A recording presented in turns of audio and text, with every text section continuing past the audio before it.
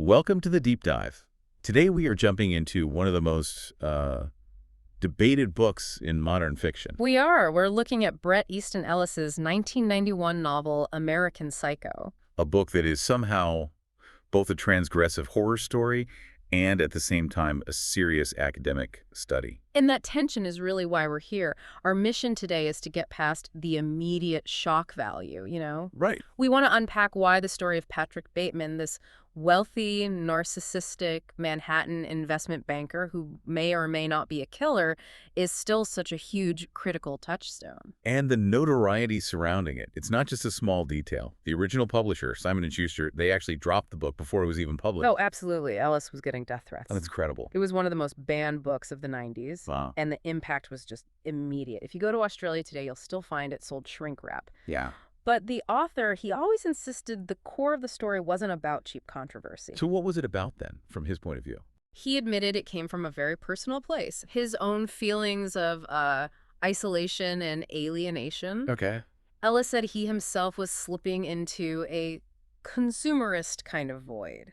That feeling of emptiness was the real engine behind Bateman's madness, not some, grand political statement. Okay, let's explore that void then. The book is set right in the middle of that crazy 1989 Wall Street boom. The peak of it.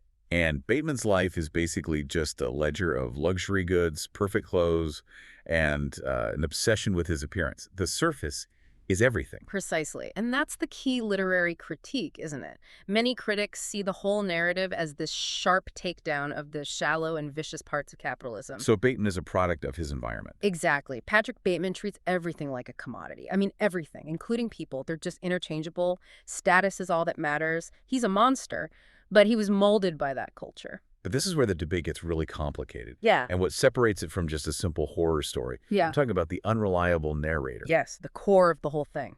You read these accounts of extreme acts, but then Bateman is constantly mistaken for his coworker, Marcus Halberstam. All the time.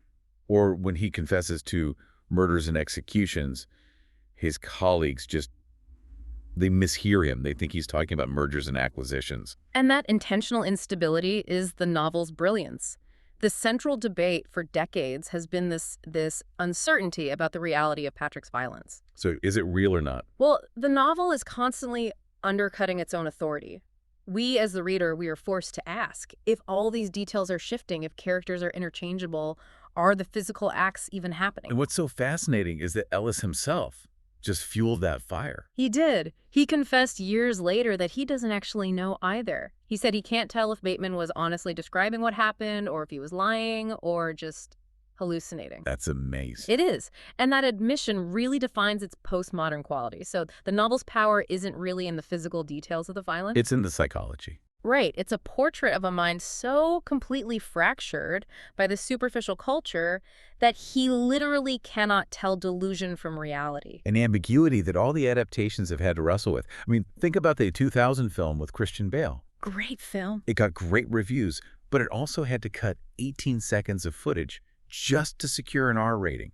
They had to acknowledge the book's content, but also sort of tame She it. did, and it was even adapted into a musical trying to contain the material somehow. But the original novel just leaves you with that chilling question. So if the author himself says the violence might all be delusion, The story shifts entirely. It's no longer about a physical killer. It's about a societal illness, that consumerist void that could create a mind so utterly broken that he believes he's committing these atrocities. so what does this all mean for you? If a culture creates the perfect vacuum for a man to commit these acts only in his head, what does that really say about human connection in a world so obsessed with appearances? Something to consider.